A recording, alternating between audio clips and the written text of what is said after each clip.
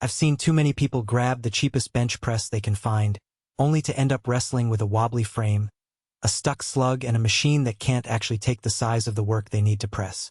The regret sets in when you realize you've spent time and money on a piece of equipment that barely handles an inch sheet, and you're left waiting for a replacement that finally does the job. Link is in the description if you want to check the product details on Amazon. So the question is whether the Baileigh 3-ton metal bench press feels like a smarter buy or just another expensive maybe.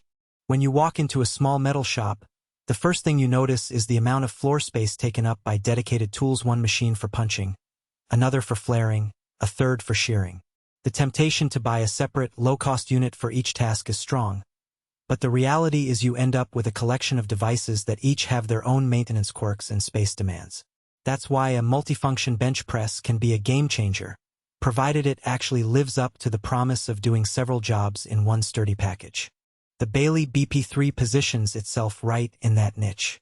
It's built around a heavy welded steel structure that, according to the specs, reduces flexing even when you're at the full 3-ton capacity.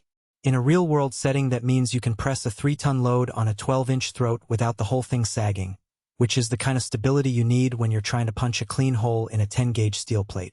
The slug ejector is another practical detail. After you've made a hole, the slug drops out automatically, so you don't have to pry it out with a hammer or risk damaging the workpiece. For anyone who's spent minutes or even hours fishing a slug out of a tight spot, that's a noticeable time saver. Mobility is a factor many first-time buyers overlook. The floor stand rides on wheels, so you can roll the press out of the way when you need to make room for a larger piece of equipment or when you're cleaning the shop.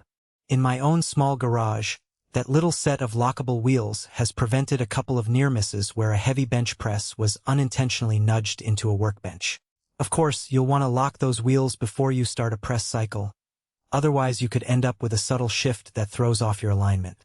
One of the headline promises of this model is that it does the work of several machines in one. The optional tooling package backs that up, offering add-ons for hole punching, flaring, and shearing.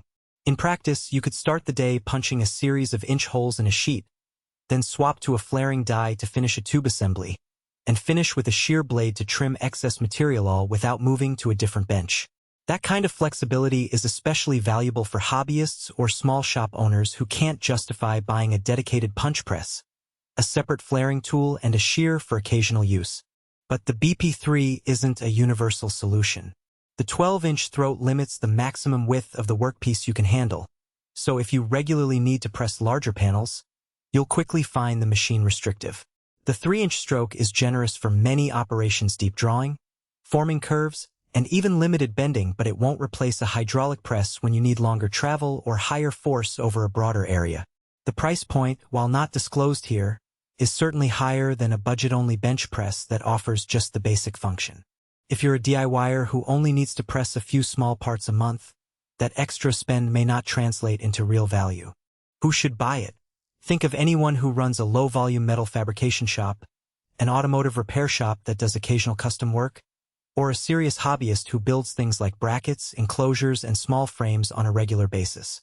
The combination of a robust frame, integrated slug ejector, and the ability to add punching, flaring, and shearing tools makes it a solid centerpiece for a shop that values versatility over raw throughput.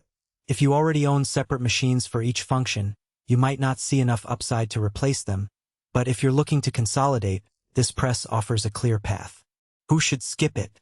Large production facilities that need continuous, high-speed operation will find the manual nature of the press too slow. Also, anyone with a cramped shop floor where a 3-ton steel bench and its wheels will dominate the space might be better off with a smaller, more